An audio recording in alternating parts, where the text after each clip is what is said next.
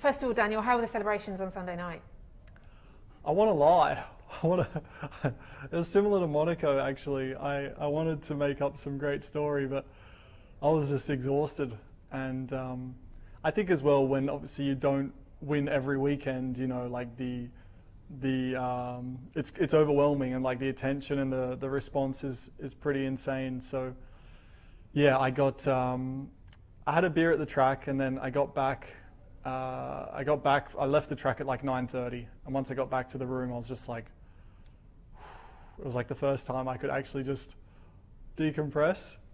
So I had some pizza and some wine, but that was it. It was like, I'm gonna say wine, like one glass. I was knackered. And actually, I think on top of that, like it was the last of a triple header. So even without the victory, I think we would have just been. It's a tough one to go and party afterwards. You're right. You're looking at the light and stuff. You happy? Yeah, no, fine. Okay, cool. There's a really lovely photo of you sitting on the floor, still in your race suit, phone out, trophy next to you, and it looks like you're FaceTiming someone. I was FaceTiming Mum and Dad. I was surprised I was still up, but I think the way Dad was going, he was going to be up for a while. He was celebrating for you, was he? He did all the drinking that I didn't, and so that was cool. It was funny. They were telling me. So the race was I think the race started at maybe 9 p.m. in Perth. So it would have finished 10:30. So by the time I spoke to them, I think it was 2:30 a.m. and they were still well awake. And it was funny. They said like two of Dad's best mates rang the doorbell at midnight. He's like, "Who the hell's at us to it?" And they're like, "Come on, we want to drink with you." So amazing. Unannounced visitors at midnight. It was pretty good. You said to me in the interview afterwards how tough it's been not being able to hug them, not having them around.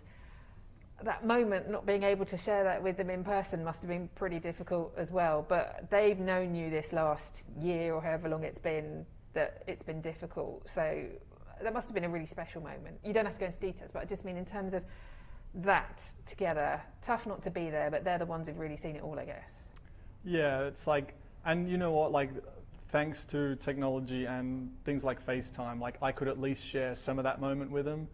And it was actually Blake, when I got out of the car and like was, you know, hugging all the mechanics in Parc Fermé, Blake FaceTimed them. So then Zach. Oh, is that who was on the phone? Yeah. Zach had? Amazing. So he gave the phone to Zach, and then I was able to quickly like say hi to them, you know, minutes after the race. So that was cool, and then properly spoke to them. So, you know, it's obviously you can't have everything, but it was nice to have that moment and to at least see them, you know, in the height of it all. So what's come together now? What's come together now to put you in that position on Sunday?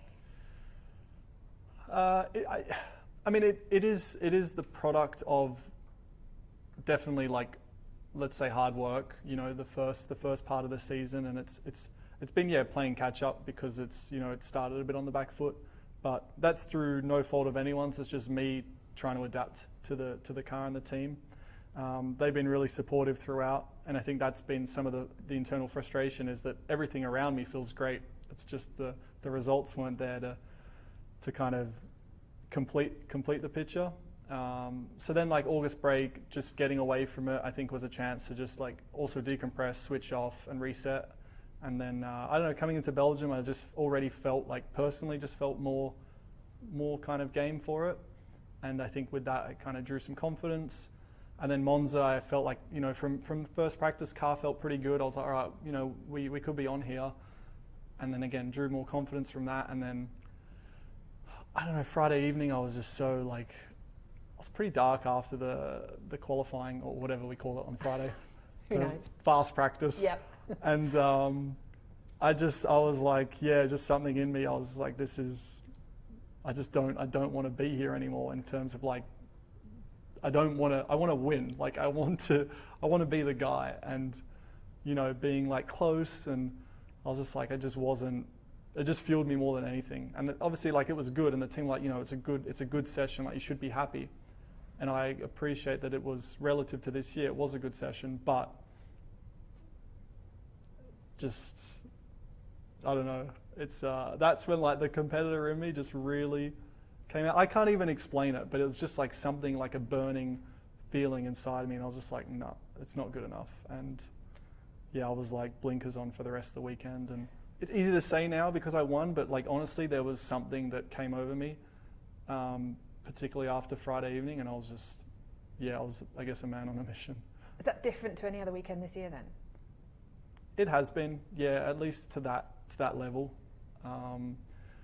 that kind of intensity. Like I've definitely carried confidence through race weekends, and it has been there at moments for sure, but not to that level. Like that was like an anger. Yeah, it was. It was something that, yeah, hopefully not many can relate to, because it feels kind of, I don't know, it feels like primal. It feels dirty. It just feels wrong, but it's what.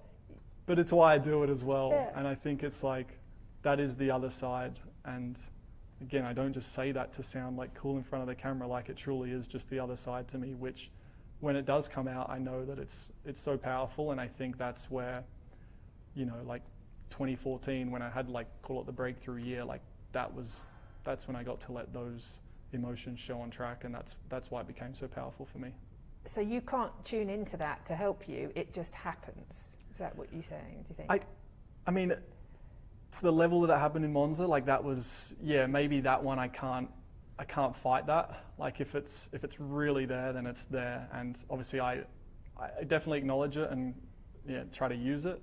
But I understand how to get at least close to that place, and through whether that's preparation or little things that'll just trigger me. So I can get close enough, but yeah, it was a good place to be. And I don't want to say I can't get there again. Of course not. I can, but I just carried it all weekend. It wasn't like I just woke up Sunday, I'm like, I'm going to win today. There was something there from 3-4 days.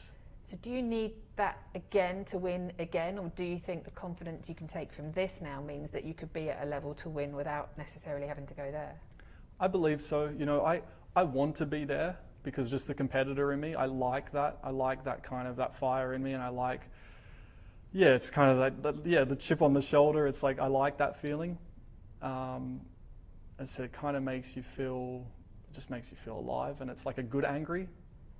And it's like you take a lot of energy from that anger. But after the weekend, I don't think it's like I need to tap into that place all the time to get it out of myself. I think I drew a lot of confidence from that weekend. And also the team, I think a lot of them have supported me and believed in me from the start. But the weekend kind of just reassured everyone. So I think as a team moving forward, we can be, quietly confident. Sorry, that got deep then. Let's talk about this team, because this is a celebration today. This is amazing. Absolutely. For the team.